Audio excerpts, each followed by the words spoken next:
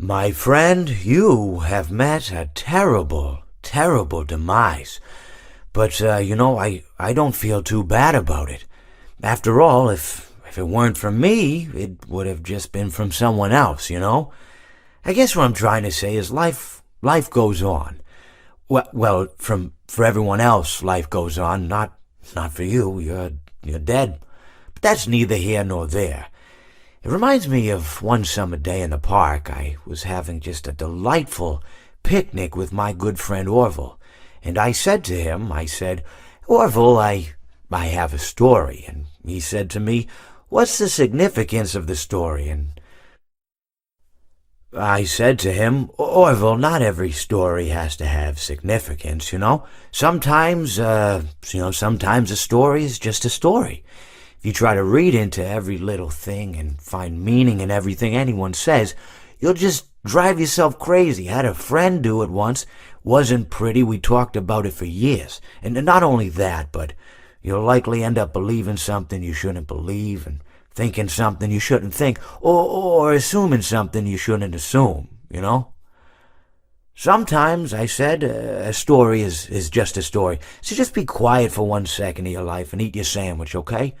Of course, it was only then I realized I made sandwiches, and poor Orville was having such difficulty eating it. Elephants have those clumsy hands, you know? Actually, I suppose that's the problem. They don't have hands at all, do they? They're all feet. I couldn't imagine someone asking me to eat a sandwich with my feet. Now, if I recall correctly, there was a bakery nearby. I said to him, Orville, let me go get you some rye bread. Now, I'm unsure if elephants enjoy rye bread, but I assure you that Orville does. Now, this was on a Tuesday, which was good because rye bread was always fresh on Tuesday. They made sourdough bread on Monday and threw it out Wednesday, or rather they sold it at a discount for people wanting to feed the ducks, and then probably at the end of the day, finally they threw it all out. I don't recall. I do remember a man who would bring his son to the bakery every Wednesday and then go feed the ducks. He would buy all of the sourdough bread. Of course, you're not supposed to feed the ducks sourdough bread at all. It swells up in their stomach and then they all die. At least that's what I've heard. I never saw any ducks die myself, but I did notice a substantial decrease in the duck population over the course of a few years. I just never thought to stop the man and tell him that he was killing the ducks by feeding them sourdough bread. And if you want my opinion on the matter, and I told Orville this as well, if you want to feed ducks, or birds, or any kind for that matter, it's best to buy seed.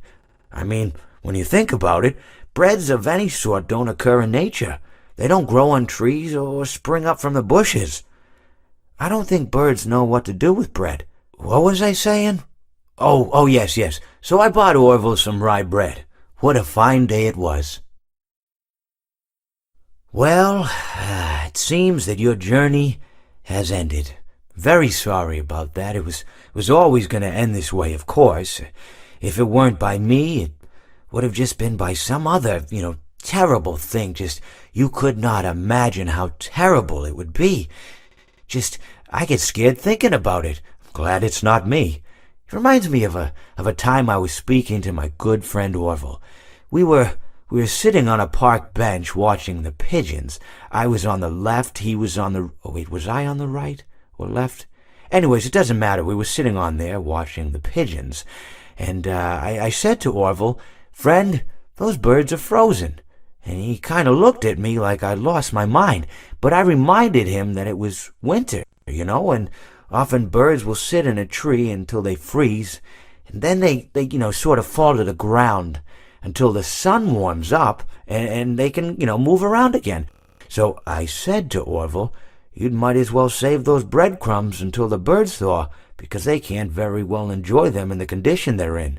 To which he asked what I meant, and asking what condition the crumbs should be in before he threw them to the birds, assuming that I meant the birds couldn't enjoy the breadcrumbs in the condition that the crumbs were in, when in fact I had meant the birds could not enjoy them in the condition that the birds were in, considering that the birds were frozen. So he took a moment and then threw his last handful onto the ground. I said to him, Orville, why did you throw the breadcrumbs to the birds when I just told you they're frozen? To which he responded, the breadcrumbs are not frozen.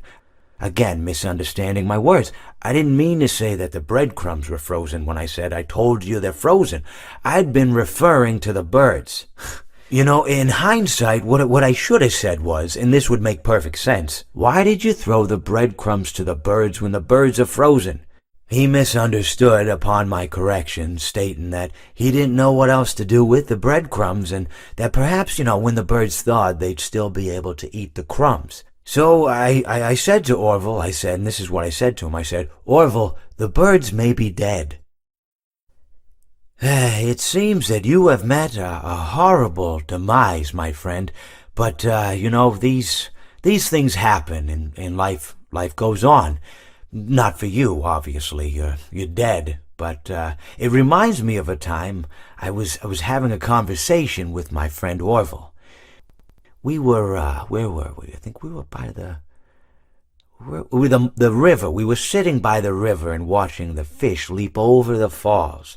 And I said to Orville, sometimes I feel like a fish leaping over and over again, always trying to get somewhere, though I don't know where, only to find myself in the jaws of a beast. He, of course, looked at me, surprised, Have you been in the jaws of a beast, friend? To which I said, no, of course not, Orville. I said, no. I simply meant that life can seem like a relentless endeavor to overcome meaningless obstacles, only to meet an equally meaningless fate regardless of your efforts, regardless of the obstacles you've passed. And Orville, he stood and proceeded to drape me with a picnic cloth, to which I asked him, I said, friend, what are you doing? He looked at me very concerned, really. I feel like you've gotten too much sun. Indeed, indeed I had. He proceeded to pour me a glass of just ice-cold lemonade. Ooh, you ever mix it with iced tea? You do like a little half lemonade, ooh, it's so, you should try it some. Well, you can't because you're dead. But anyways, so you may be asking yourself, how did I go from sitting by the falls and drinking lemonade to being wedged in the air duct? Not only with Orville, but with an entire assortment of fruity-colored friends. Well, there's really no good answer to that, but perhaps I met a demise of my own at some point, and this is my afterlife or my dream, whatever it might mean. I honestly don't know. Or maybe it doesn't mean anything at all. Maybe it doesn't mean anything at all. It seems that you have met your end. What a pity. I don't feel too bad about it, though. After all, if it weren't me, it would have just been one of the others, I guess. I'm honestly just glad to be out of those air ducts. It's not easy for a hippopotamus to fit up there, and not easy to get down either, and not as young as I used to be, as you can see. I used to be able to do all the sorts of things. You're young, you're vibrant, you have that sort of pep in your step. It reminds me of a conversation I was having with one of my good friends, Orville. We were having a nice picnic one day. I believe it was summer. No, perhaps it was it the fall? Yes. It was the fall because the leaves had turned already. But I said to Orville, I says, Orville, I have a story to tell you. And Orville looked at me, kind of odd and said, what's it about? I said to him, not every story has to be about something, Orville. Sometimes a person just wants to talk. Why does everything have to be a story? I said to him. He just looked at me and he said, well, you said you had a story, and, he was quite right. I did, in fact. I told him I had a story. I suppose if a person just wants to talk, then it's best to not announce that you're telling a story.